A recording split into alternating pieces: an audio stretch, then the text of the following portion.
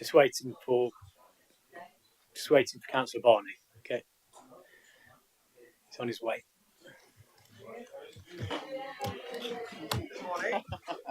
Thank you. Afternoon, man.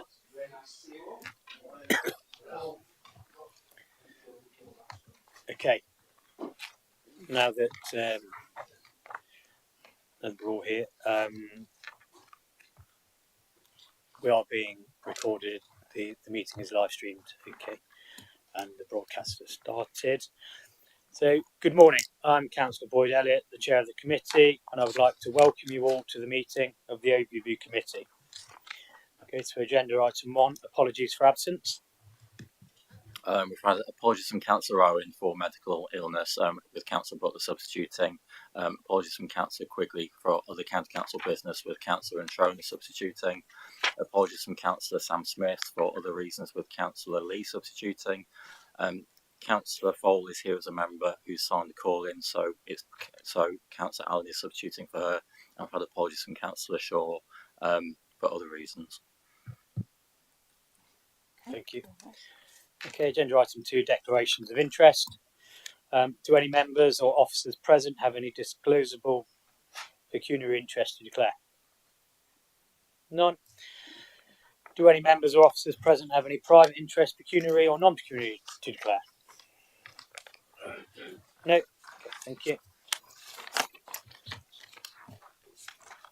Okay, agenda item 3. It's the calling of the cabinet decision, Nottinghamshire Healthy Families Programme 2024 and beyond. And this is our first meeting of the Overview Committee to consider a call-in request. So, as the chair, I want to make a few general comments and set the scene. So, I want to remind members that the meeting should be non-adversarial.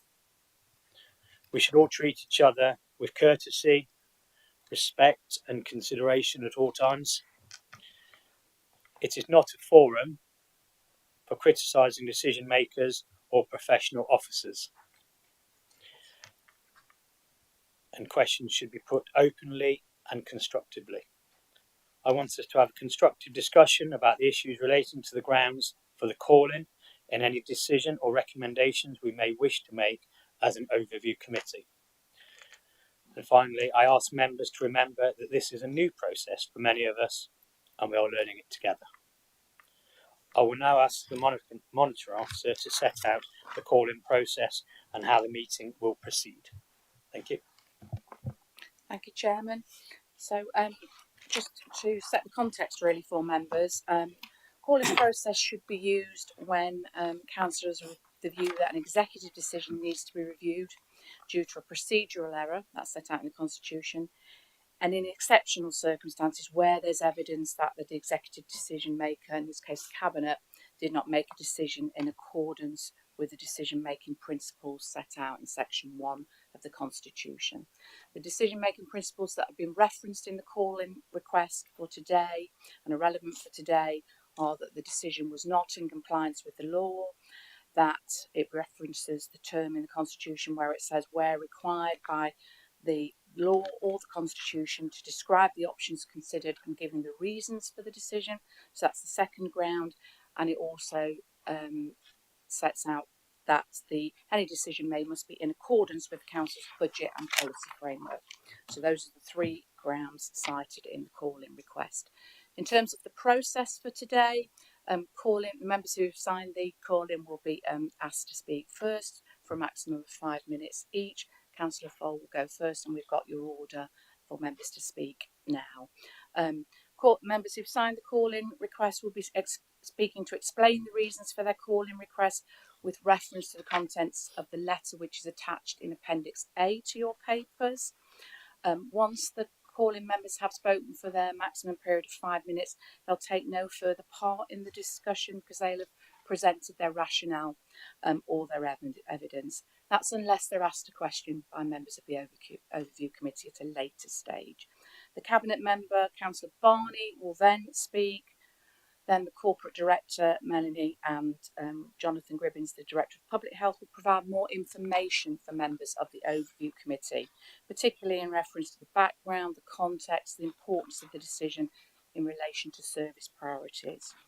We'll then offer the opportunity for overview committee members to ask questions so they can clarify any points, and Councillor Barney, as the Cabinet member, will have the opportunity to make any final comments.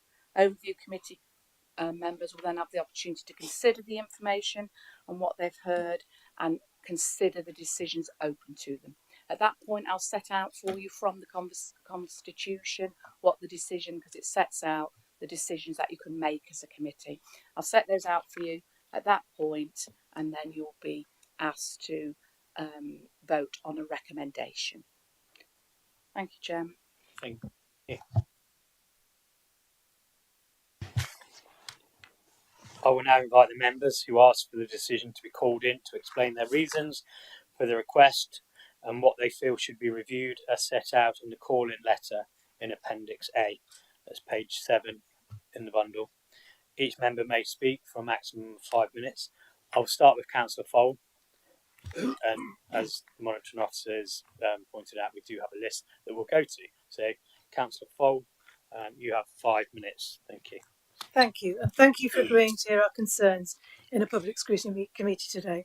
As lead signatory to the call-in, I'd like to stress our group have taken lengths to ensure we adhere to the call-in meeting rules to avoid duplication where possible, and at the same time give committee members what they need to be well informed of our concerns and ask appropriate questions. As detailed in the call-in letter and the papers you have in front of us, I'm going to make the following points. First, several pre-decision scrutiny meetings of select committees have been held in private in this council, including the meeting referred to in the papers before you today. Not only are these pre-decision scrutiny meetings unconstitutional, but as they were scrutiny meetings held in private, they contravene the Local Authorities Executive Arrangement Meetings and Access to Information England Regulations 2012 and are unlawful under the Local Government Act of 1972. The meeting we're discussing today, which took place on the 16th of February 2023, was explicitly referred to both prior to and during the meeting as a pre-decision scrutiny meeting. Officers went to great lengths during this meeting to confirm to members that its purpose was to agree the views of the Select Committee in private prior to decision by Cabinet. This is not the only meeting held in this way. These meetings have taken place on more than one occasion, and we have evidence in the form of papers, video recordings and transcripts to confirm they're intended as pre-decision scrutiny meetings and not briefings, which are helpful actually, but that wasn't what was suggested. Along with my Labour colleagues, I have very serious safeguarding concerns about the Healthy Families Programme and specifically the plans to how the health visitor services is expected to be delivered. We were and remain convinced that the service I've just described, and as set out in the report about the Healthy Families Programme, cannot be delivered safely and comprehensively in this way, and that the service is therefore not meeting our safeguarding duty to our children and families.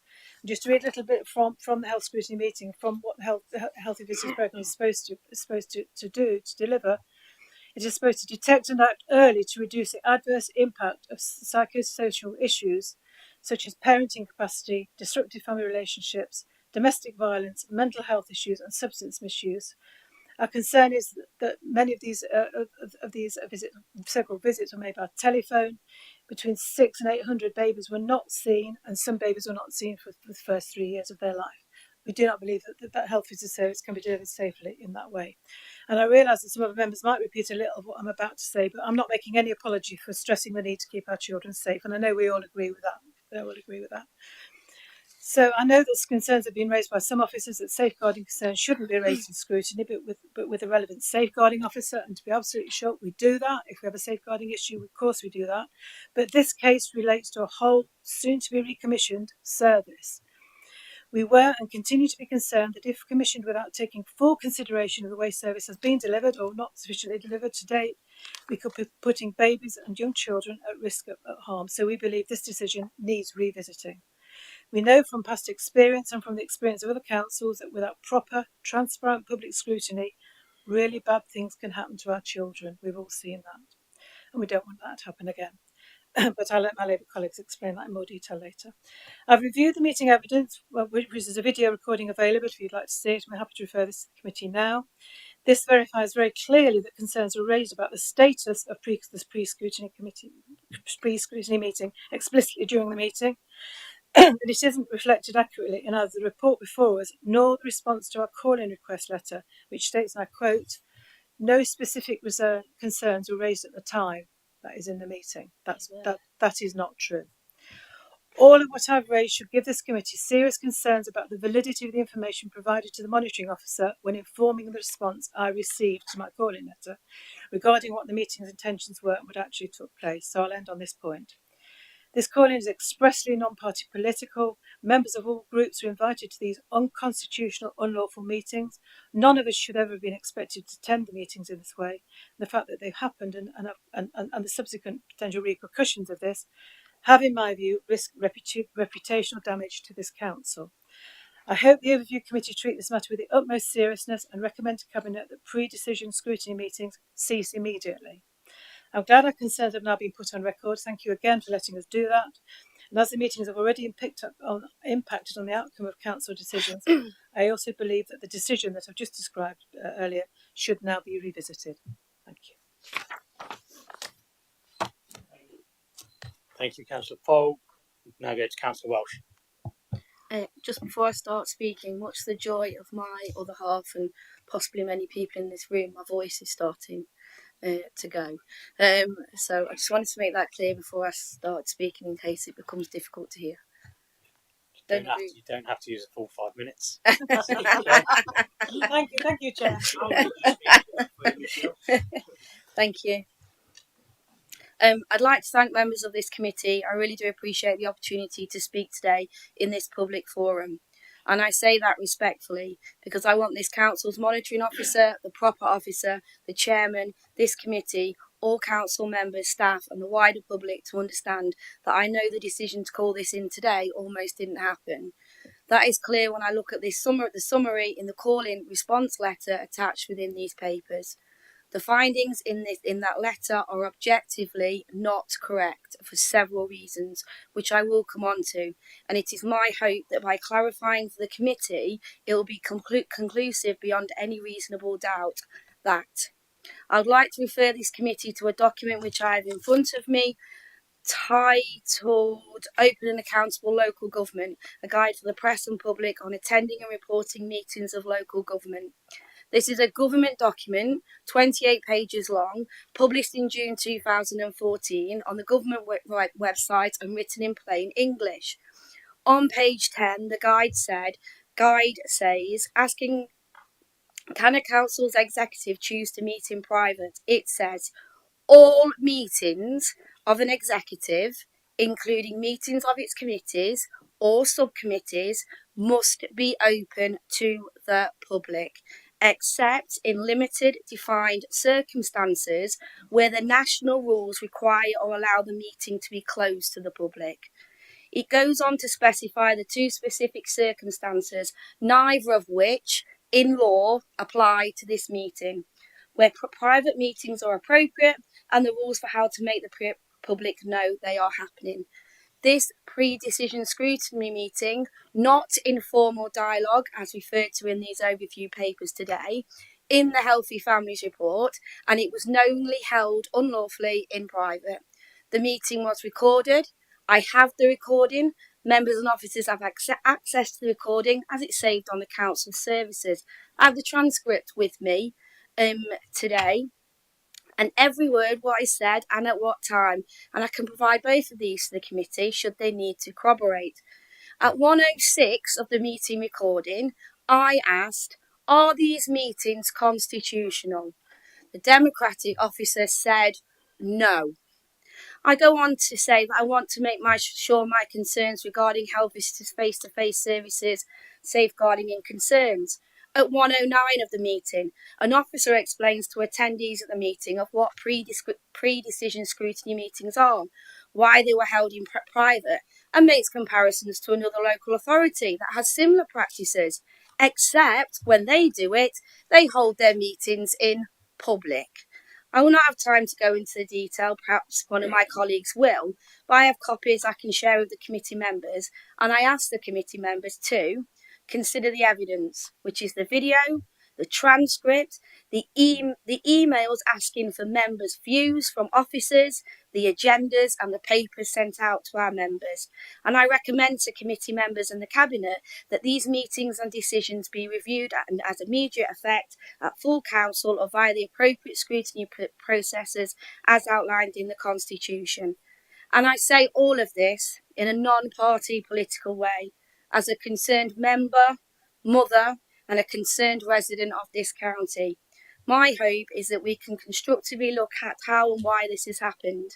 The aim of the members who signed this call-in is certainly not to cause any distress to officers, admonish or berate anyone, but help the council to learn the lessons and not to act unlawfully or inappropriately. Particularly, as I said, and it's on tape, in the meeting, given that regarding the Healthy Families Programme and the health visitors 0 to 19 services are some of the most important services delivered, in my view, in this county. And to make decisions in this way and ignore or misrepresent councillors' safeguarding concerns, as I said in the meeting, puts this council on a very slippery slope. Thank you, Chairman. And I've got all the evidence here, transcripts, emails, Thank you, etc. Councillor Welsh. Councillor Henshaw. Thank you for bringing me in, Chair. On page 11 of these overview papers, it says, in essence, we agree that the activity was not formal scrutiny, but amounted to an informal dialogue with some select committee members. We, the signatories of the call-in, fundamentally disagree with this. While it was not a formal scrutiny meeting in the sense that it was not conducted properly, as in it was held in private, with no minute taking and no votes, it was a meeting, it had a chair, meeting invites, agenda papers, and therefore was both unconstitutionally and possibly unlawful and untimely. So something which tried to be proper scrutiny meeting but wasn't, because it was poorly delivered. Or two, supposedly a totally subjective get-together which was not statutorily compliant, completely conjectural and wholly inappropriate to be included as a justification for a decision in a council report. This whole matter of private pre-decision scrutiny meetings, I'm sorry to say, appears to our members and possibly to other members of committees to be an attempt by officers who clearly have messed up with the planning, or through a lack of knowledge about what meetings need to be public and why, and have attempted to bounce members of this council into participating into illegal meetings. And that is very concerning to me and to the other signatories. Again, further to the evidence described, Chair, I received an email after one of these meetings, time-stamped at 4:08 to me and other members that attended, stating, and I quote, "You now have to make your suggested recommendations," and went on to expect these recommendations, and I quote again, "by first thing tomorrow." In what world is that the expectations of a briefing, Chair? Or to put it another way, isn't that exactly the expectations of a formal meeting? I respectfully suggest that this decision is referred back. Thank you, Chair. Thank you, Councillor Henshaw. Councillor Callaghan. Thank you, Chair. Thank you, Committee. As a signatory of the call-in letter and a committee member on the Children and Families and Place Committees, having seen the evidence described by my colleagues, I want to put on record how dangerous I believe these meetings to be. I hope the committee look again at the process the members impacted have gone through and ask the following questions. Why do we members believe these to have been private meetings, but officers seem to have a different interpretation of what they were, even though there is video footage of the meeting? That's strange.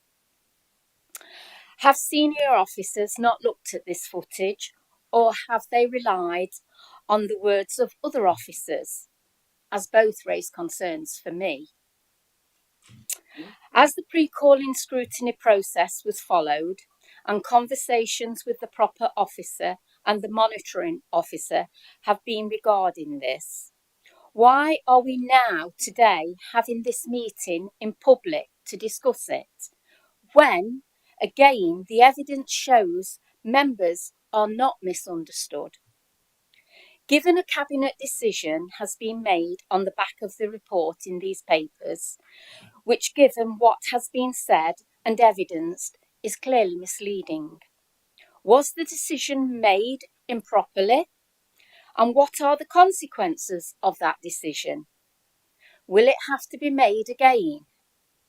How many of these meetings have taken place, and how many decisions have been made following them? This is all very messy, and mistakes clearly have been made. So let's work together to correct them as a whole council. Thank you. Thank you, Councillor Callaghan. I'll bring Councillor Henry in now. Thank you. Yeah, thank you, Mr. Chair. As a signature of the calling letter, and having heard the testimonies of my colleagues and seeing the evidence described by them, I am deeply concerned both about the nature of the meeting they describe and the apparent attempts to muddy the waters. I hope the committee sees this as not in any way a political issue, as it impacts on all members of this council. We want to follow the rule of law and have properly constituted meetings in public as well, unless otherwise expressly or legally necessary. So that's my statement. Thank you. Thank you, Councillor Henry. Now bring in Councillor Pringle. Thank you, Chairman. Thanks, Committee. Chairman, Committee, I've bullet pointed some of the things that are raised, so it'll be easier for people to refer back to, hopefully. Firstly, first bullet point, was the pre-decision scrutiny meeting a meeting? Yes. Was the meeting held in private? Yes. Were these private meetings constitutional? No.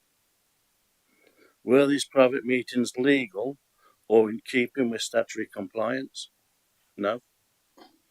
Were members misled or uninformed as to what these meetings were prior? Yes.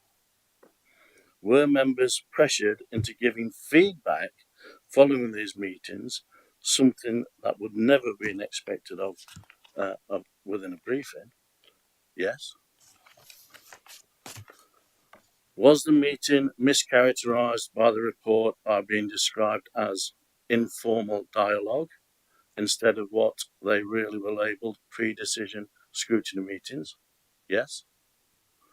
Do members have evidence to corroborate all of the above?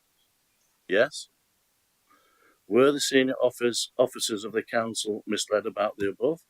Potentially, but I can't answer that one. And I say this with no will for those that know my active role within the constitution, and how I value this council, and I want us all to be safe, respectful, and conduct our business properly. This is not about individuals. Yes, individuals we're all accountable for decisions and actions, but that's not what today is about. It's about justice and fair and due process being followed. I'm happy to answer any questions, but would also suggest questions be directed to members Welsh and Henshaw. But finally, I would ask that the decision made within the Healthy Families Programme to recommission health visiting services be reconsidered. Thank you, Chairman. Thank you, Committee. Thank you, Councillor Pringle, and thank you all for your time.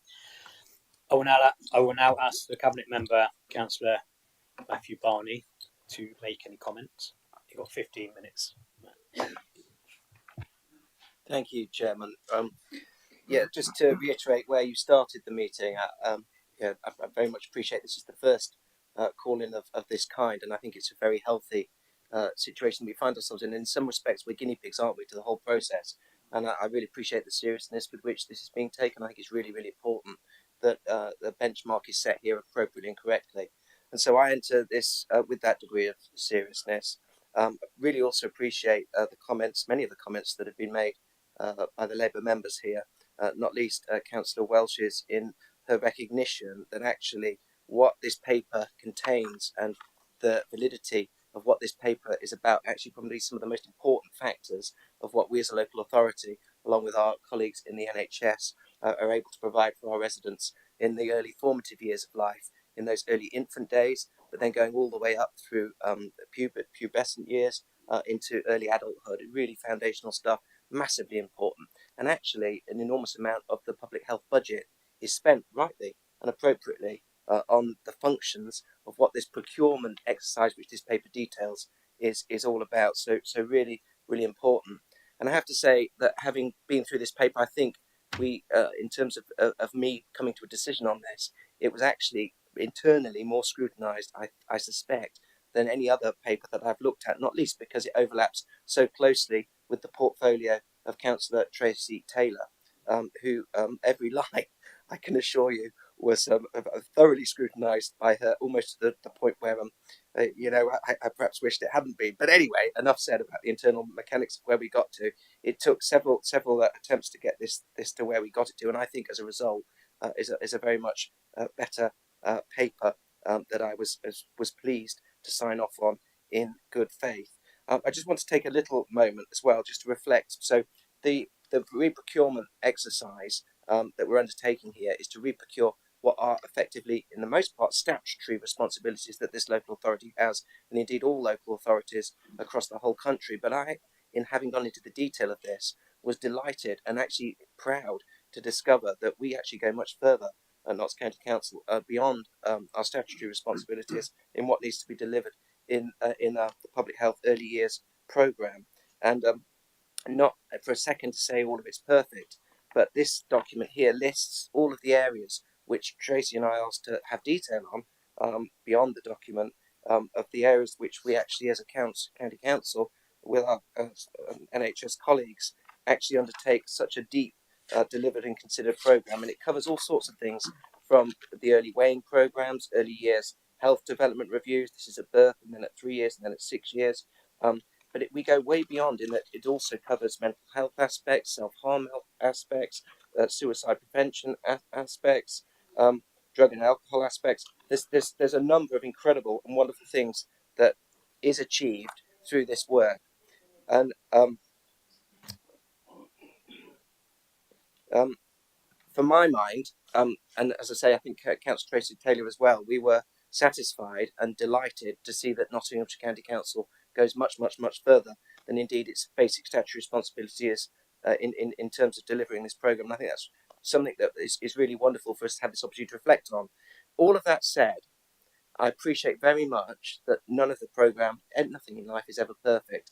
And I was aware of some of the concerns raised around our health visiting programme by Councillor Welsh and others. And I was aware of that outside of this paper and the comments that have been recorded in this paper.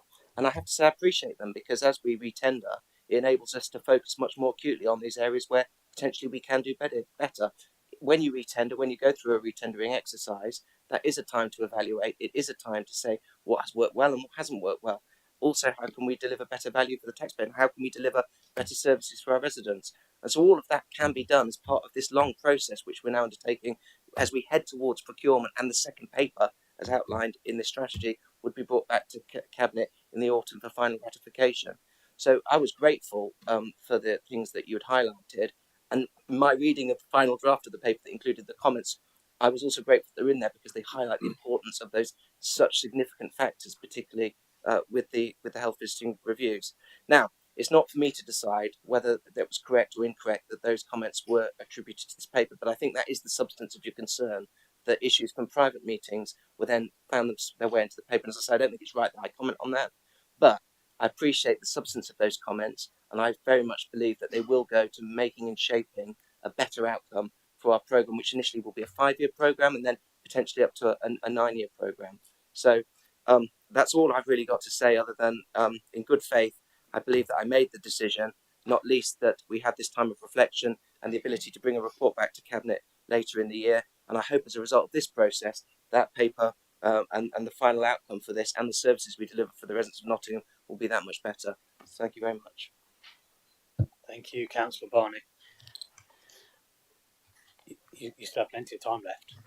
So I will now ask Melanie Williams, Corporate Director, and Jonathan Griffin, Director of Public Health, to advise the committee on the background and the context of the decision. Providing information to the committee, Councillor Walsh. Context of the decision and its importance in achieving service priorities. Now, together they have a maximum of 15 minutes. Time allowed. Okay, thank you. Thank you, Chair. So I'm going to just, before I call Jonathan Gribbon in, he's going to summarise the professional advice that we provided to Cabinet through the Cabinet member in recommending the decision was made. I just want to touch on a number of the issues that have been raised that are out of scope of the terms of reference and monitoring officer covered today, but just to give committee some assurance and context about where some of those issues are being examined. So on Tuesday we had the health scrutiny meeting, which looked at some of the issues that the Healthy Families programme had during the pandemic through the social distancing measures that were implemented and the consequences that had on the population, and that included Lawrence Jones being in attendance to address any safeguarding concerns that rose through that committee. We will have a parallel piece of work through Health and Wellbeing Board, where we're looking at a whole range of impact assessments on the impact of our population from the pandemic, because clearly there's been some direct impact on our health and wellbeing through COVID and indirect impact because of the social distancing measures that we had in place as a country for some time. In May, we're considering a chapter that will inform us and our best start in life strategy of how we may address some of those consequences for our children and young people. So like I say, out of scope of today, but some relevant context. In terms of the member engagement for the decision, so we convened a meeting with the chairs of Public Health and Adult Social Care Select Committee, Health Scrutiny and Children and Families Select Committee to have a look at this decision. Whilst it sits clearly in the portfolio of Councillor Matt Barney, we recognise there are a number of stakeholders, because this is an all-age provision through public health, affects children and young people, that there are other stakeholders that would have a view on this, and that led to the meeting on the 16th of February with a broader selection of members in attendance, and including in that meeting was a briefing on the duty that we have in public health, the mandatory nature of the specification, the funding, the appraisal of procurement options, and the recommended procurement approach towards the Cabinet decision. So that was a meeting held on the 16th of February. I'm going to ask Jonathan Gribbin now just to cover off the Cabinet paper, the recommendations, and the technical advice that officers took that were passed on to the Cabinet member.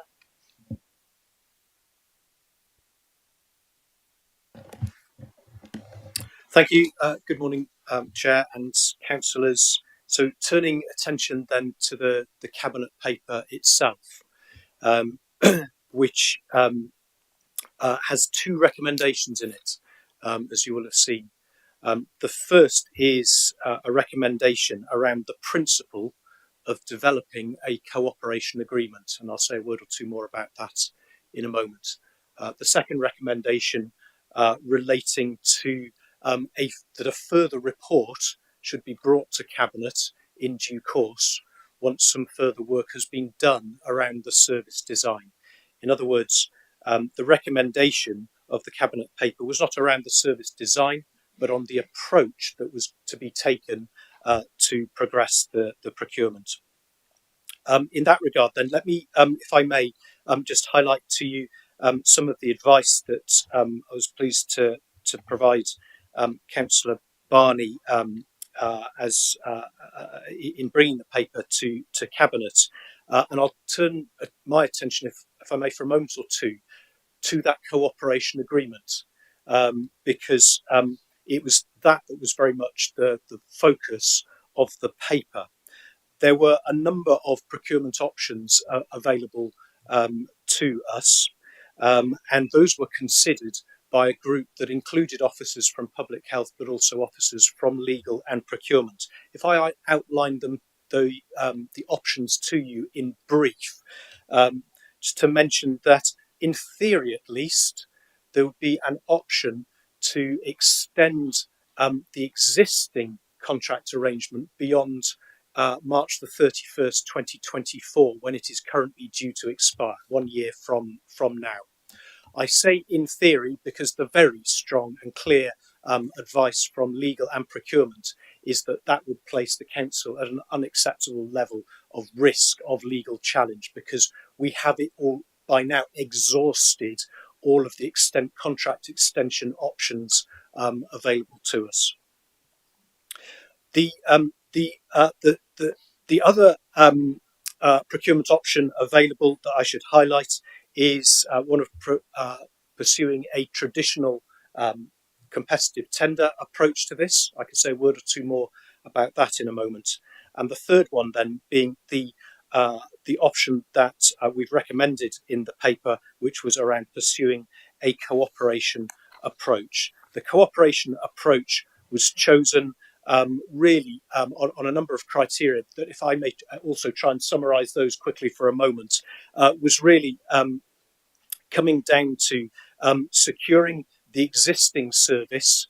We know from when we went through this process before, and we know from other areas, that a traditional competitive tender approach introduces an uncertainty into the local context, which causes professional staff then to leave NHS organisations fearing that the contract may move from the NHS. We wanted to secure, or we wanted to at least consider securing the existing service and mitigating it against staff loss. We also wanted to make sure that we had the opportunity available to the council to continue working with the current provider through the rest of the current contract through to March the 31st, 2024. Whereas pursuing a competitive tender tends to involve then a situation where you have a provider whose focus ends up being on the contract that is following, rather than on continuous improvement in the existing contract. There were a series of other considerations which related broadly to the integration of the Healthy Families Programme service into other parts of the system. Allow me just to put that label over them. And then fourthly, there was a consideration also that, notwithstanding the observations and comments that have been made about some of the issues that the service and our residents had to grapple with during COVID, the Healthy Families Programme in Nottinghamshire is a high performing service that performs and benchmarks very well against services provided in other areas. And that is not something that that we wish to lose, but wish to secure. So those were some of the reasons in arriving at a recommendation around the procurement option, which had the approval and input of legal and procurement colleagues. I was also able to advise Councillor Barney around the statutory duties in general, around the need to commission this programme that arise out of the Health and Social Care Act and guidance from the Department of Health and Social Care. I was also able to advise him about the fact that there are many elements of this service that are mandated in national specification, and the steps that we've taken to give consideration to those. I was able to advise him of the input received from financial colleagues, in particular confirmation from them that that funding this service using the public health grant, which has a fairly strict ring fence around it, meets those criteria and is affordable. And then finally, I was able to advise him that in terms of constitutional considerations, we'd received confirmation from legal colleagues that Cabinet has authority to determine the recommendation. So with that, Chair, I can pass back to you. Thank you. Melanie, do you want to come in? So, it's a lot of supplementary evidence that we've not been privy to. Chairman, the call-in, just a point of clarification, the call-in not at any point mentions the contract, and in a call-in, the legal boundaries are that supplementary evidence cannot be presented unless the people that call in are privy to it. I couldn't hearing about a contract that wasn't. We don't have an issue with the contract. We've never said we've had an issue with how you came to that point. It's quite clear what we have said. I'm not sure why we're hearing supplementary evidence in a call-in situation when the legal boundaries prevent that from happening. I think that officers are trying to give some context to members of Overview Committee and some information around what was being decided. As set out in our constitution, which asks that officers provide that for members of the overview committee so they can understand the decisions, the issues, what they're actually considering. So it's information for the overview committee. And if it's mentioned in a calling situation, then every person involved should therefore be briefed beforehand, including ourselves. So that was Jonathan just briefing. Okay. I don't know if Mel. Melanie, did you want to come in? So we're outlining the evidence in the calling, which was that the decisions made and the advice given by officers are not in line with the Constitution and the legal framework.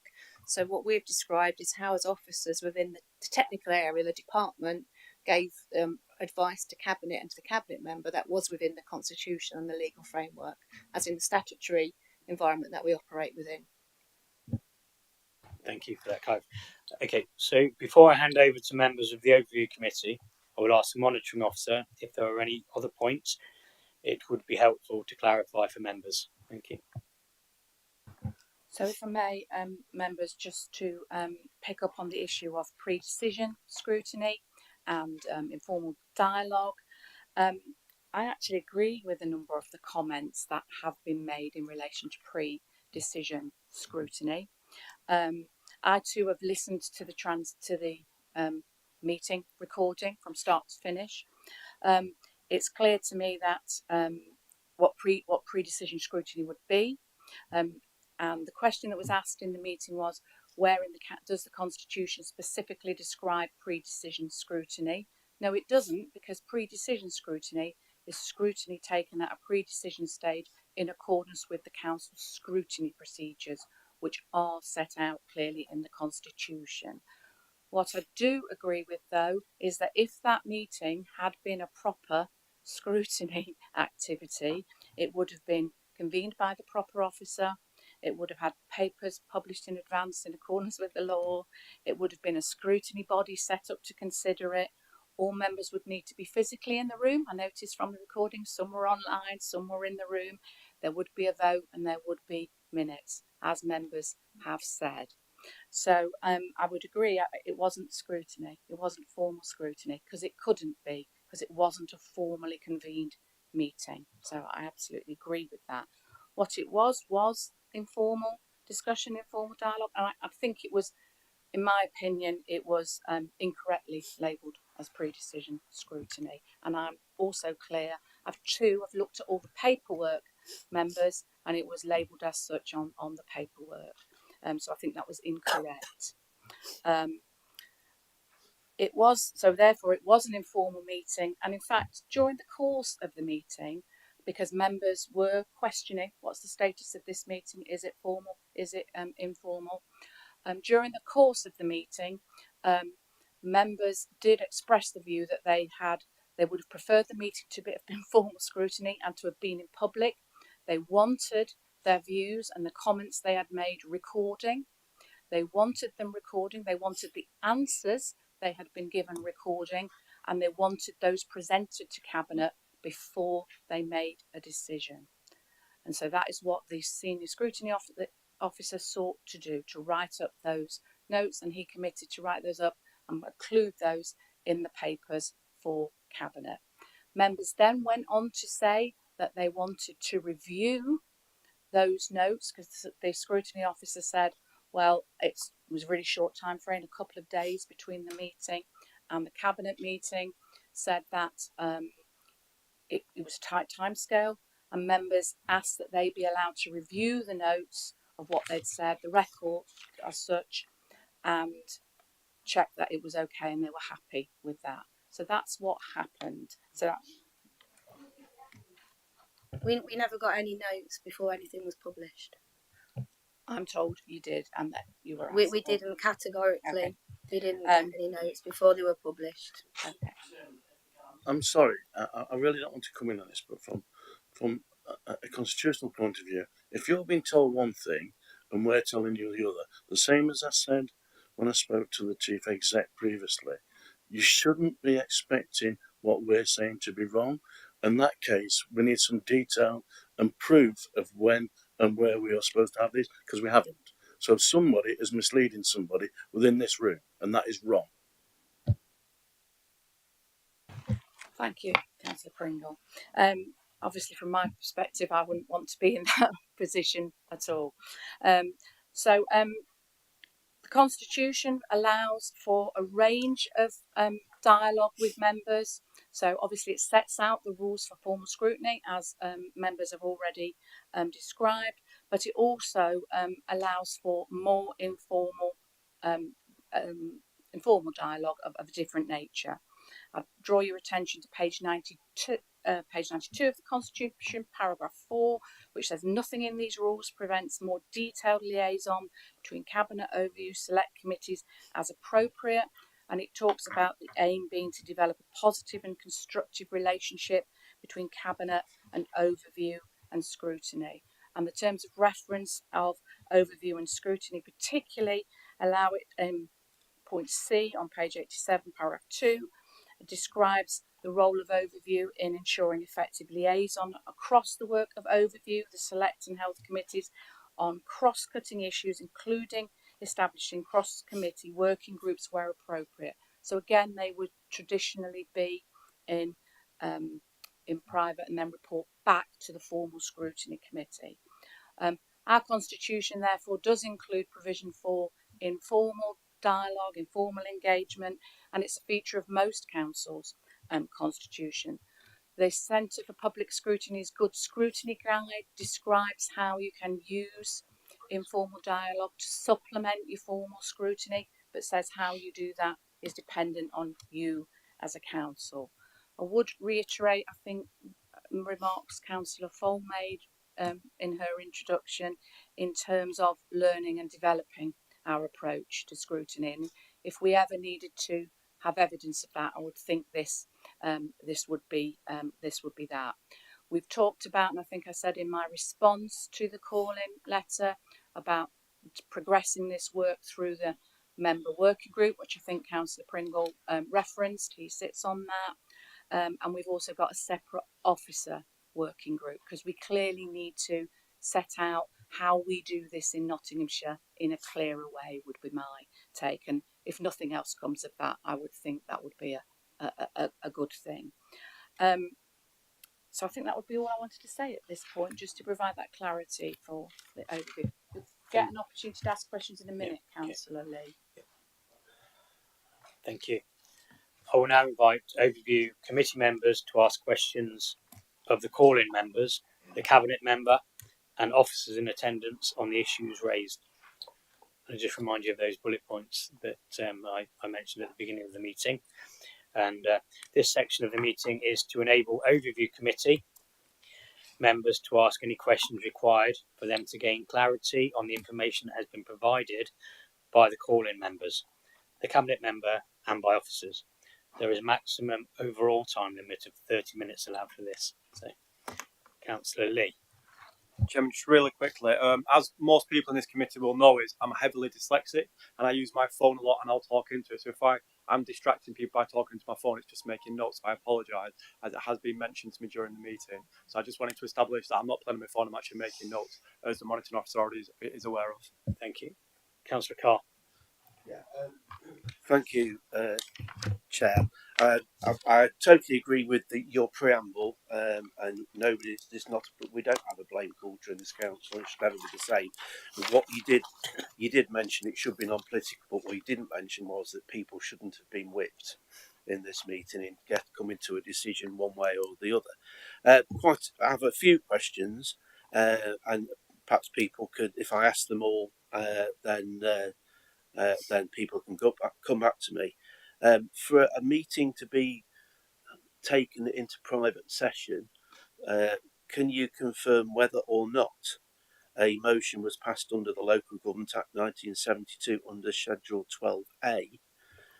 And if it was, then the meeting should have been public while that was being done. Who attended this meeting? And were decisions and or recommendations made? Well, I think I've probably had that confirmed, because we've now been told that the outcome of that meeting went to Cabinet. So I think that's been answered. I have to say, and this is not anybody's fault, I'm not pointing the finger, but scrutiny at this council is a mess. It really is a mess. And this council's had the same amount of time as many other districts and borough councils in this county who also went to the cabinet system at the same time, who are doing a good job of scrutiny. You know, you sit there at the scrutiny minutes and all you've got is a load of reports. It's not scrutiny, it's basically what we had before cabinet in the committees.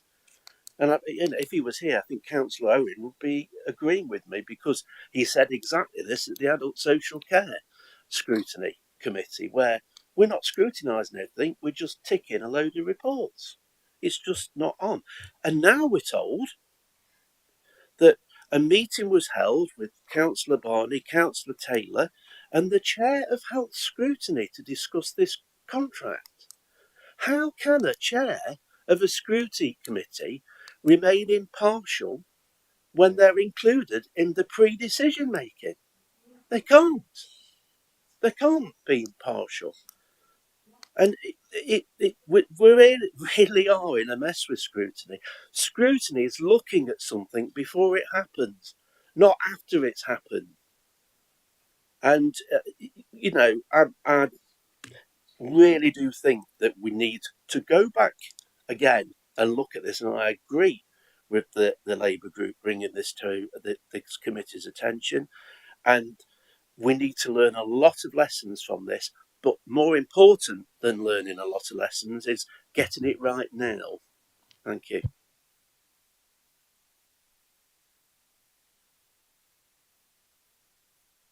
Would you like to come back on that, Councillor Barney? No, it's got to.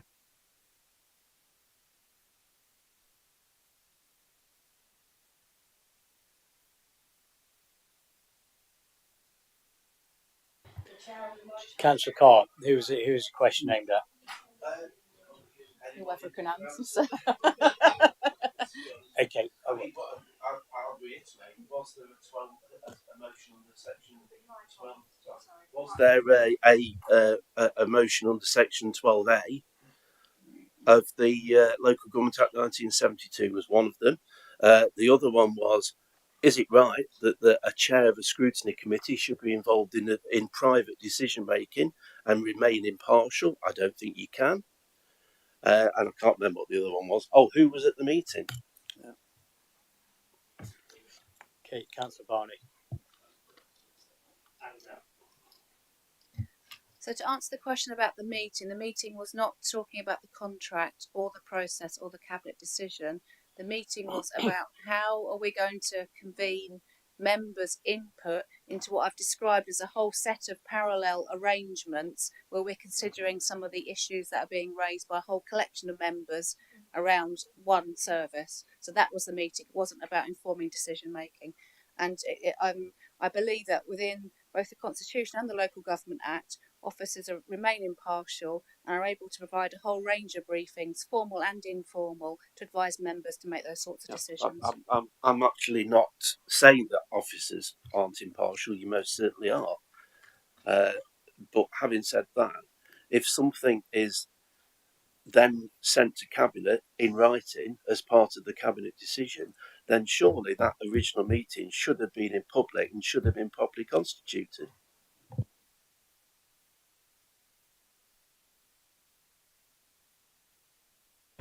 So just to pick up your bit about, I don't believe there was a motion to exclude the public, because I don't believe there was exempt information being considered as part of that process. Can I just have a point? I've missed. What meeting were you talking about where we weren't discussing the contract?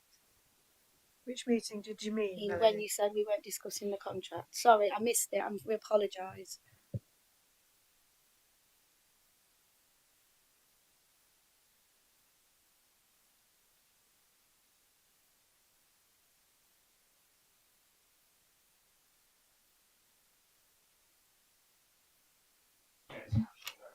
So what I understand Councillor Carr asked was what was the meeting with the chairs of the different, the members. I support a whole range of members in health and wellbeing because we have the NHS duties of health scrutiny, health and wellbeing board, and the cabinet members. So I support a whole range of members.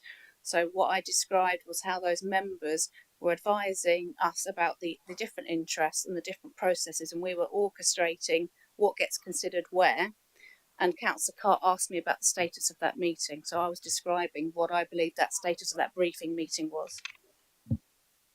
Just very briefly, and I still think it's totally inappropriate for a chair of scrutiny to attend those meetings because they cannot remain impartial within scrutiny if it comes up of that decision. Councillor Trona. Thank you, Mr. Chairman. I took some notes on some of the comments, and 3 of the members made reference to wishing that the decision be referred back or revisited or reconsidered. Is that the consensus across the group? Yes.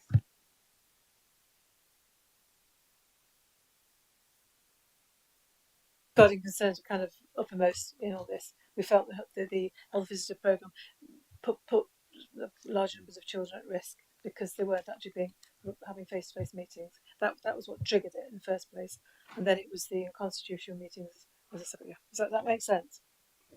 Yeah, perfect sense. I was just clarifying what outcome you guys were seeking as a group.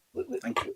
We would like that decision to be reconsidered on the basis that actually we've got the safeguarding issues, and of course the issue that Monitoring Office just referred to in terms of the status of this meeting. They need clarification, and as I say, all of us want briefings because they're brilliant, but a briefing is quite different from a situation where you put in a room without an understanding of what the meeting's about, and then a potential decision can come out of that which can influence the decision. So I think that clarification that Marge just gave was actually quite helpful. So it's those 2 things.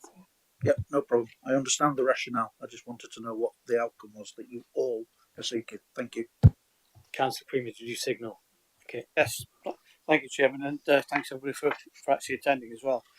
The notes themselves on the I've got a couple of questions, but before I just a correction or point out on page 12, if you like. Committee were willing for these briefings, and yes, they were willing for the briefings, but it goes on to involved in discussions. Actually checking what they said is not actually involved in the discussion, so it's slightly misleading. They were willing for the briefings, so there's no problem with that, but that's what they understood them to be. Now, the questions, and I've just got a couple. The evidence raised. It was mentioned that the meeting was recorded and transcribed and accessible to the members' officers who attended. As a council, we broadcast meetings as we have today and can refer back to them on YouTube. Question: can you, officer, bring this video on screen so we can view this recording back in the chamber at the relevant times as outlined by Councillor Welch, who actually gave the timings as well? And the other question is, on the public interest side, we are now in a public meeting discussing these matters, and it's been raised by several members that evidence to the contrary of the papers in front of us suggests unlawfulness in this council in having these meetings. And it's going back to 1972 Act. Any journalist listening to this will have no problem justifying a public interest in wanting to share some or possibly all of this recording, and could submit a freedom of information request if they so wanted to. And the question is, what would the ramifications be of a journalist exposing this evidence and a public-spirited resident or a legal action group or something taking this to see an ombudsman? So there's just general questions on the process. And again, we have no problems. It's as Chairman's already said, it's a new process. We're all learning together, but it does have implications going on and forward as well. So those questions are legitimate. Thank you, Mr. Chairman. Thank you, Councillor Creamer. I couldn't, sorry, Councillor Creamer, I couldn't understand or hear properly your first question. It's about people not being involved in the discussion. Sorry, I can read that again. First question. I'll have to read it in the context because the question, it's mentioned in the meeting earlier on by Council that meeting was recorded and transcribed and accessible to the members and officers who actually attended. And just as a council, we broadcast meetings. So the question is, can an officer bring this video on screen so we can view this recording back in the chamber at relevant times as outlined by Councillor Welch? So basically proof of Councillor Welch and the times what's inside this question. Is it recorded that we can bring it up at any time? So it is recorded. I've listened to it, as I said, and viewed it myself. It is available. So if members of Overview Committee felt that they wanted to review it, they could. I would wonder whether it was necessary, but they could. Okay. It's 1 hour 22 minutes for your information. Well, we do have the timing, so it's not quite that long. Thank you. Councillor Guilfoyle. I'm saying it's available. Available. Councillor Walsh. His question was, can it be available for the committee? Can it be available for the committee? No. I've answered that. Yes, it could. Yeah. I'm just been suggesting answered. you might want to think whether they want that. No, just a couple of questions. The first one, just on the papers, and it's just for clarification on Appendix B, page 11 of 30. There's the letter, the response by yourself to Councillor Fold. I'm just concerned in one sense because of the marking. It says private and confidential to be opened by the addressee. Should that be in a public format, or just pointing that out? Should that be in a public format? Have we got permission to have that published as it is, just as an aside? And because obviously I know that there is markings, and when I've looked at the markings, it does say that marking should be go on. I can't remember, there's official, there's what. But anyway, it means that it shouldn't be here without permission, as I understand it. That's the first one. My other is Councillor Barney. Councillor Barney, thank you. I mean, obviously, like we've heard from the monitoring officer that in reality, and I'm not going to all the job, but the informal nature of the meetings that were held were basically wrong, really, from a constitutional point of view. The way it was done and the stuff, what I'm picking up, it was wrong. And I just wondered, because of that, knowing how much weight you would give to individuals anyway, and I know, we all know what you like, you want to consult with people, the weight that you would give to individuals, and the way, and again, I don't know what weight was given by cabinet members when they were considering that paper. The weight that from what was expressed that members had said at those meetings. I don't know, how much weight members of the cabinet were making the decision, sort of considered that. So, would you not agree with me, just on those two instances alone, that it would be good that decision is reviewed again because of the way in which that's happened? I mean, that for me is says it all in the thing, and I just wondered whether you would agree with me on that. And then the second issue, really, in reality, is for the monitoring office. I agree with you totally that although I've just been trying to find it on the Constitution, because sad man as I am, I do keep a copy on my laptop. From my point of view, I think the Constitution, in some respects, is vague on what we were getting to is vague, and in reality, what is needed is a more formal process, because I think members do want to be involved in getting information, and I think everybody would agree with that, and officers, I'm sure, would agree that what they want to do is impart information. Although scrutiny is not a decision maker, we are there to make recommendations, observations about issues that we see. And I actually think you've been a bit harsh, Councillor Khan. I think Councillor Owen's been a bit, I mean, he's not here today and I don't want to attack him, but most of the time when I'm being sat at the back, and all he's been saying is, I want to go home. You don't really want to be in the meeting. So, but from my point of view, so you do need paperwork. It's about the quality of the questions and the investigations that leads you to. And that's not about being in a, that's just an overall thing.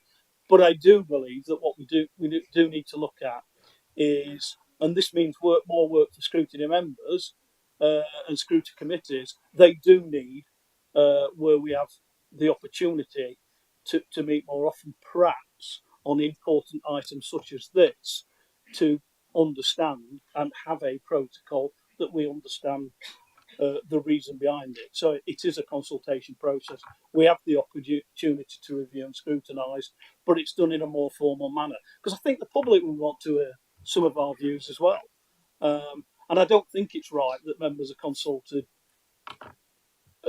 other than the cabinet, that's up to them how they work. They've got that power. We haven't. If it's a consultation with us, I think it should be done in a more public way and be clear around what we're doing. But for me, as I say, I know Councillor Barney wants to include people, and I would have thought that he would have taken those views and put a lot of weight behind those views.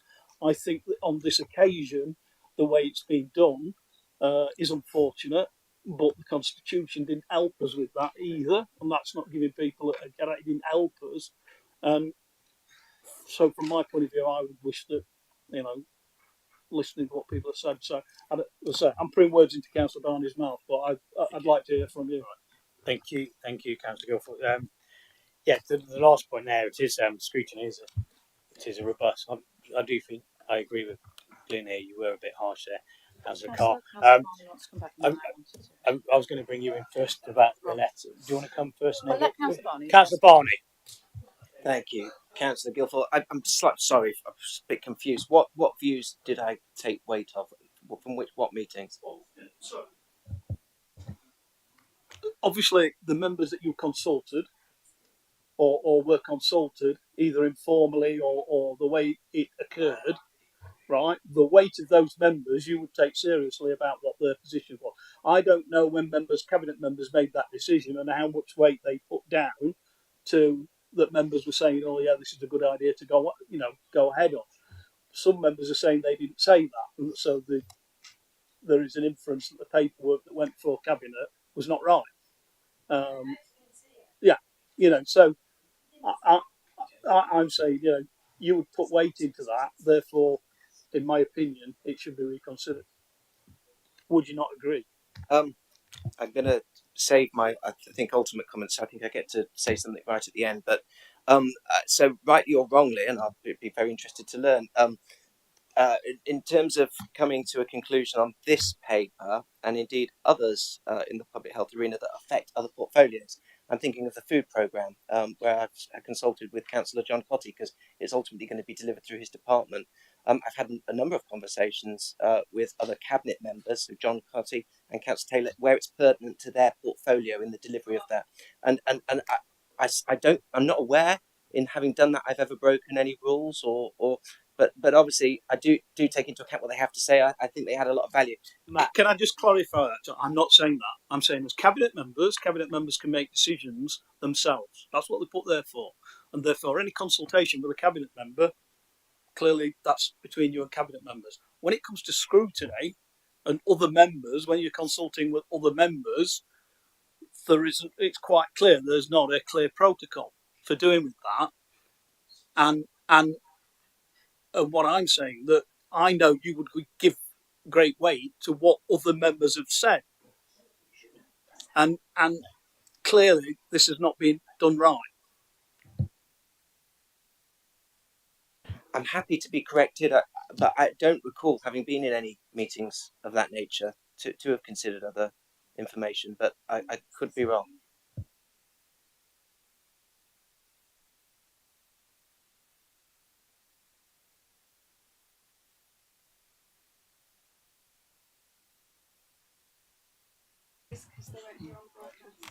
I'm going to bring the monitoring officer regarding the letter. Yeah, your first. Yeah. Okay. So it's my letter to call in members.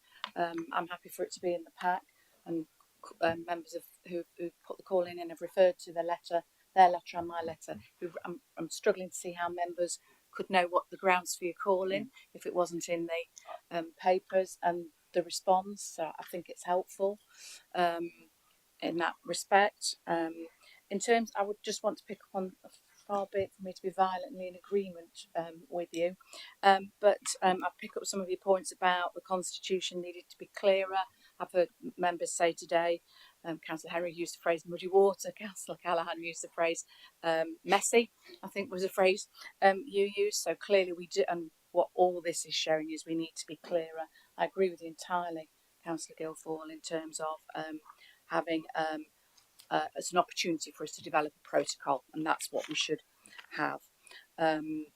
So I would agree with that, and note your comments about as perhaps being more, you describe more formal, but perhaps more structured in our approach might be the word I would use. So I think in that regard, we all want the same thing, because you as members don't want to be in a position you're uncomfortable with, and we want things to be compliant and good governance.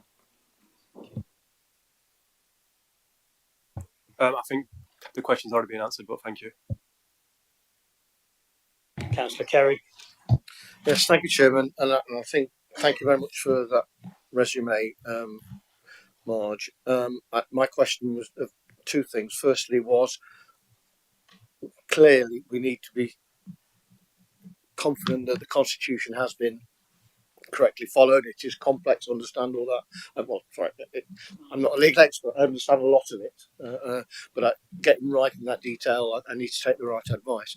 But the second point would be to ask Councillor Barney and the officers that their intent all along this process was their intent all to include a wide enough group of people's views in a cross-cutting decision that will enable the best result for this council. Thank you. Thank you.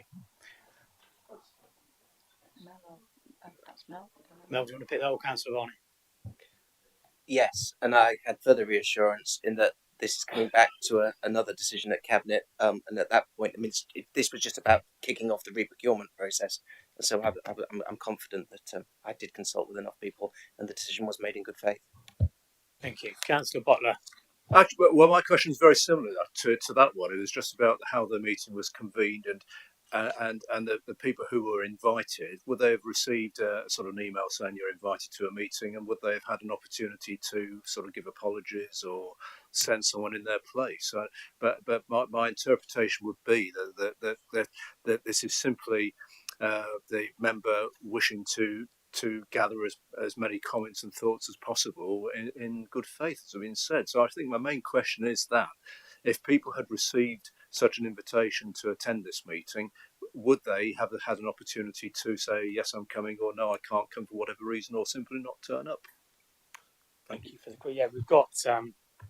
There was an invite sent out by email. Got an email dated the 9th of February, 11:38, to members of Adult Select Committee, Children's Select Committee, and the Health Scrutiny Chair and Vice Chair, I think, are on it as well. 5 of the members of the signature who've signed the calling request are on that distribution list. I've got the agenda. It does describe it as pre-decision scrutiny, which we covered off. I've got the agenda. I've got the draft cabinet report, which was provided. There's also a detailed performance report of details about the service, what it is. There is a review of the cooperation exemption, because that's the model that we're looking to pursue. And then there was an options appraisal in respect of different options for recommissioning the service. And that was the basis on which the meeting was convened.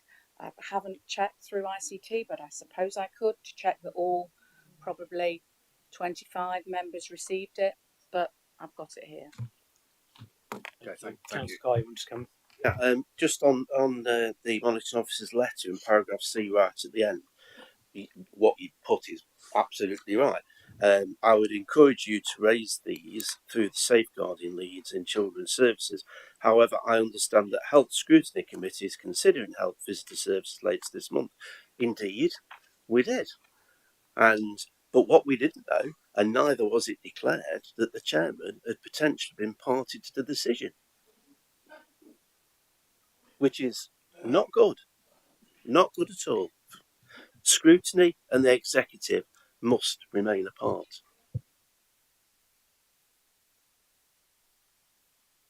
Councillor Barney. I have absolutely zero recollection of Councillor Sue Saddington having been involved in this process at all with me. I've never discussed it with her in any context or any meeting. Do you want to just reiterate that for Councillor Cox? Did you hear that, Councillor Carr? Yeah. Councillor Barney, do you want to repeat that? Would you like to repeat that for Councillor Carr's benefit?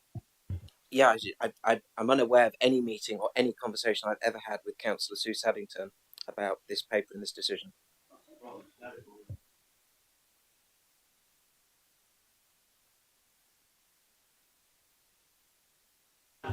Councillor Clark, But it didn't influence cabinet or the decision. Michael.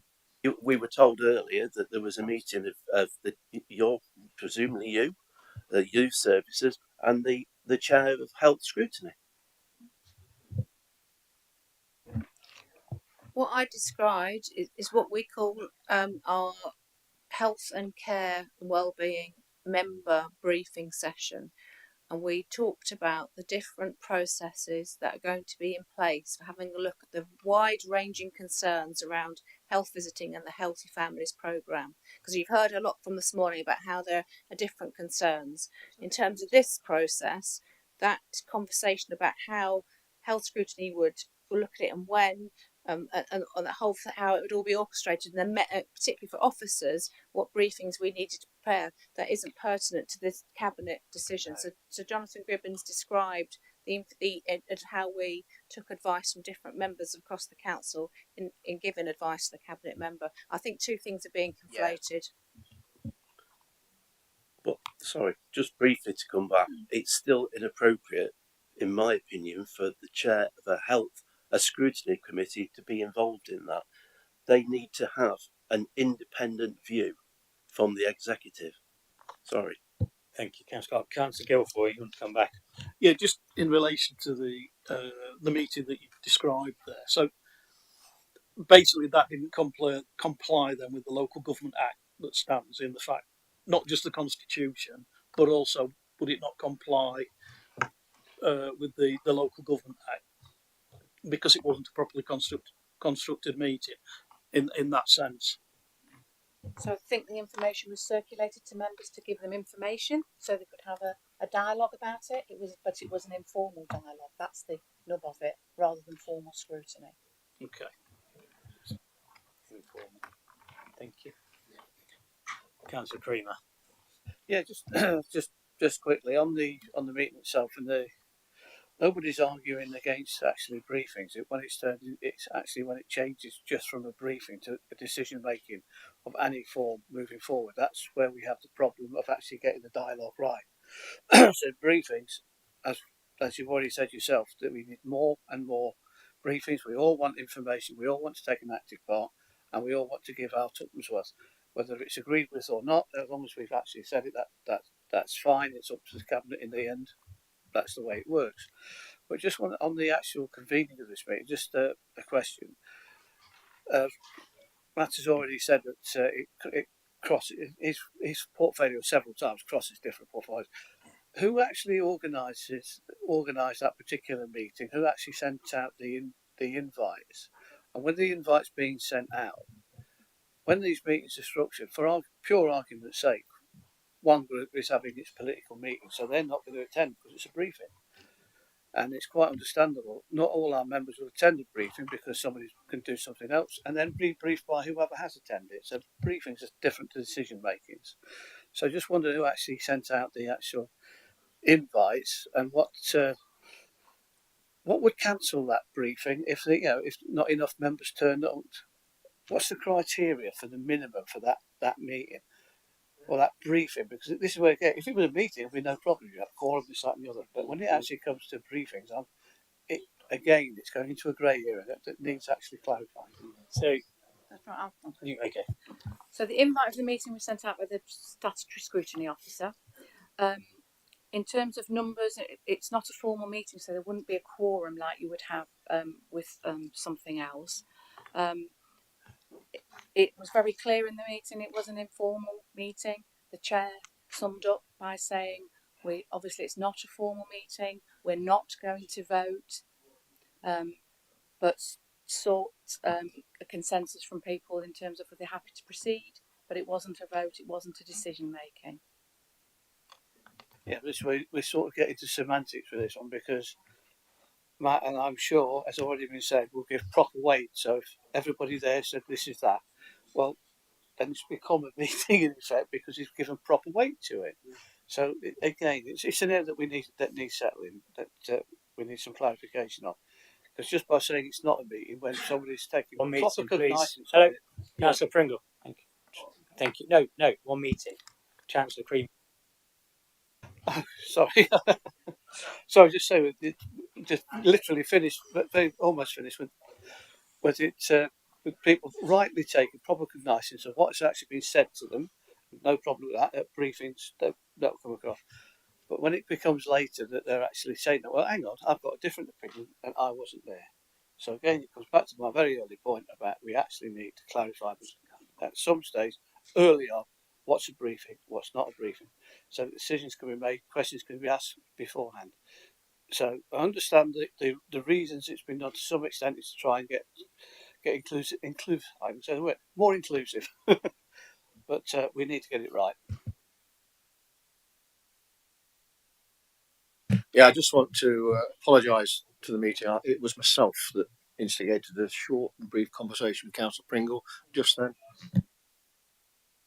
Thank you, Councillor Carrick. Thank you, Chairman. Much appreciated. We are all here for the same reason.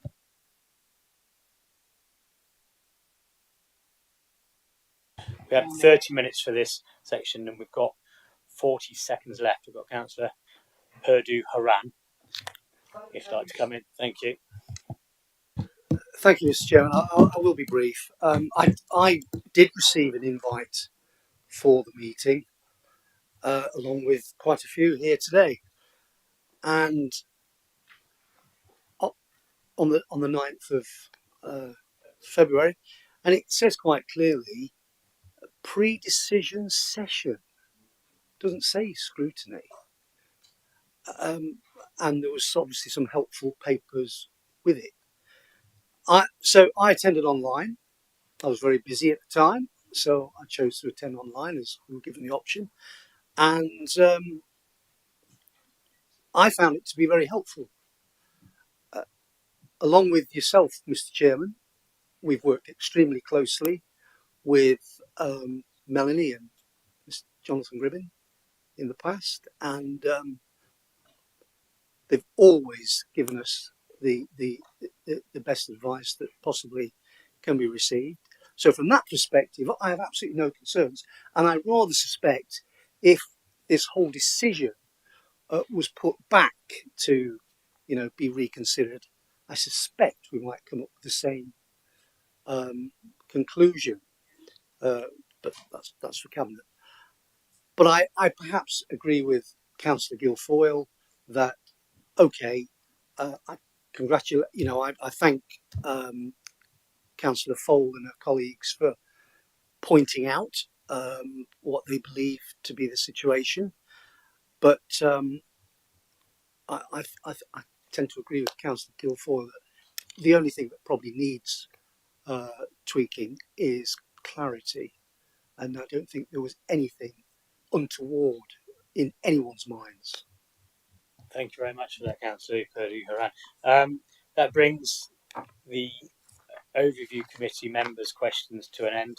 I will now ask the Cabinet member, Councillor Barney, to make any final comments on the matter. And there is maximum time limit of 10 minutes on this. Thank you. Thank you. I'm glad that you allowed Councillor Perdue Haran those 30 seconds, even though it's slightly more, because I think he's right in saying that in what I'm hearing, and certainly from my involvement, there's been nothing done here deliberately, and all decisions have been made in good faith. And I also think I'm correct in saying that everybody's in support of what we're trying to achieve in the retendering process, and nobody would want to see that slowed down in any way, shape, or form. And if I'm guilty of anything, I suspect it's having been totally focused on the outcome of that rather than the mechanics of the due process behind the scenes. But that's not for me to decide. But I think what I would conclude from this session is that I think that there are questions potentially over how we've got to where we've got to, and so I would be very comfortable. I don't know what your view is, but I'm referring this back to Cabinet. Thank you for that, Councillor Barney. Okay, the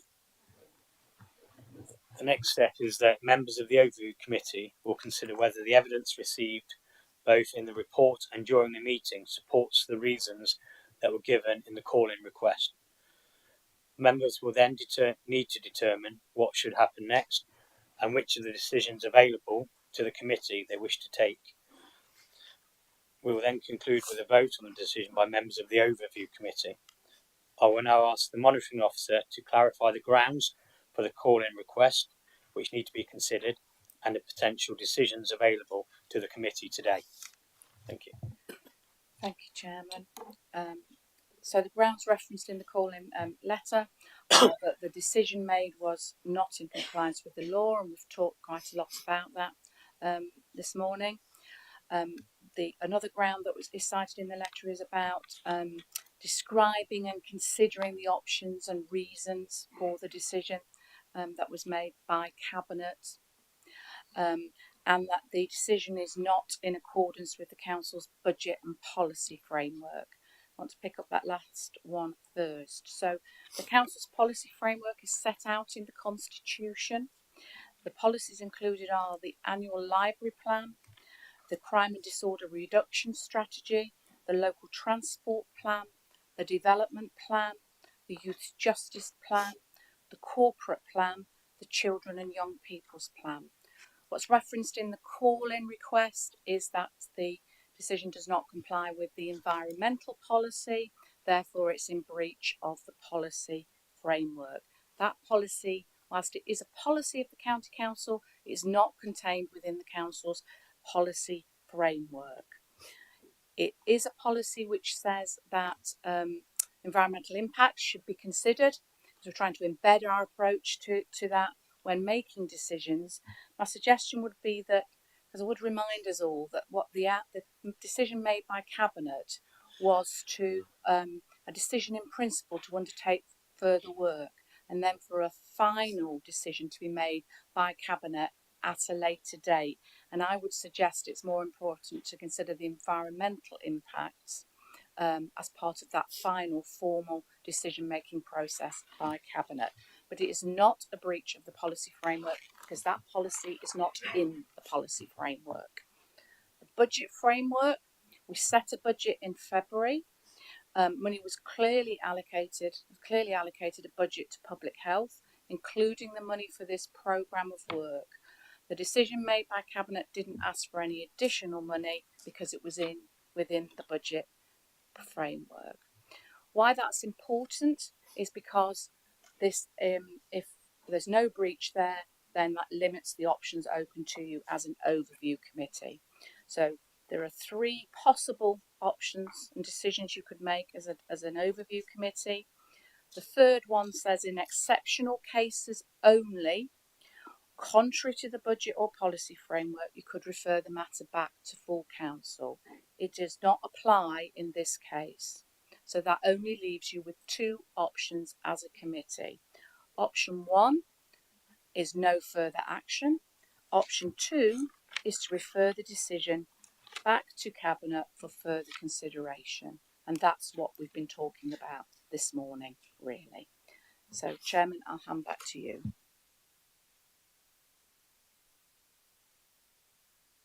Just a point of clarification, please, Chairman, through Marjorie. What some of the things that have been talked about in this meeting have been scrutiny and the process. As far as I'm aware, the review of scrutiny is being considered at a future date. So that is already somewhere in the work programme, so we don't need to necessarily consider that right now. Is that the case? So there's 2 kind of aspects to that, because I think colleagues are raising 2 aspects. One is the impact on the scrutiny or not scrutiny process on the decision making, and then the other is our general approach to scrutiny. So in respect of our general approach to scrutiny, we've got a members working group which will be looking at that. We've got an officers working group looking at that, and I think I said this out in my letter, we're looking to develop a protocol, because I think it would be fair to say we need to be clearer and we want to all be on the same page in respect of scrutiny. So that's how we'll pick up, my suggestion would be, that's how we pick up that piece of work. The other aspect in terms of the impact on the decision, I think is relevant to the calling. Any other comments? No. So, of the range of potential options then set out in the Constitution, only 2 are available. And that's A, to take no further action, in which case the Cabinet decision will take effect immediately, or B, to refer the decision back to Cabinet, for Cabinet to reconsider its original decision, taking into account any issues raised by the overview committee. And as the monitoring officer has clarified, that as set out in the Constitution, the third option only applies in exceptional circumstances, which do not apply in this case. So, Yeah, Tim, I'd move that we ask that the decision be referred back. We've heard from the cabinet member, and he agrees with that. But I would ask that we, in line with what the cabinet member has said, he will be happy with that we refer the decision back. I'd just add the rider that I would like, and I'm sure the chairman would like to be involved in those decisions regarding the scrutiny process. I think it'd be incumbent on us, chair and vice chair of scrutiny, to actually work through with that process to make sure that we're happy as officer members overviewing scrutiny. Can I just provide one? Oh, somebody's locked That's up me. on it. Sorry. Just one tiny bit of clarification on what Councillor Guilford said. So if it were to go back to Cabinet, then it would, from overview, as a decision from overview committee, then you would be able to go to present the issues. So the recommendation would be. Can I second that? Well, can I just read? Sorry. Can I just? Yeah. So the recommendation would be to asking Cabinet to reconsider its decision in light of the members' comments in relation to the formal scrutiny of both adult and children select committees, and further consideration of the options. And this would be at the next Cabinet meeting of April the 20th. So I move that. Sorry, Chair, just a point of clarification on it. It says the members of the scrutiny committee, but is it members of the scrutiny committee and the whatever you want to call it, complainants, the evidence given? So it's not just members? No, it wouldn't be. No, because overview members. committee is making a decision today on that. So Based on colleagues the have evidence. represented their case, and But they then will made be, a decision. their comments will be down. So it will be the decision of overview, if this is where we end up, to recommend that Cabinet reconsiders its decision that will be being presented to Cabinet. So I move that as a motion. I'll second that. Can I just? I had indicated first, Mr. Chairman, so I think it would be appropriate that I seconded that. Okay. Thank you. Thank you. So I've got a seconder, Councillor Kerry. Thank you. But thank you very much for your support, Councillor Carr, Councillor Greenman, Councillor Guilford. All seconded. Okay. As long as it's done, I'm not. It's done. Okay. Can I have a vote? So can we move to the vote on that? Thank you. It's been moved and second. All in favour? That's unanimous. Thank you. That's unanimous. Anyone against? No. Any abstentions? No. Councillor Allen, do you? 4. Did you have your hand up?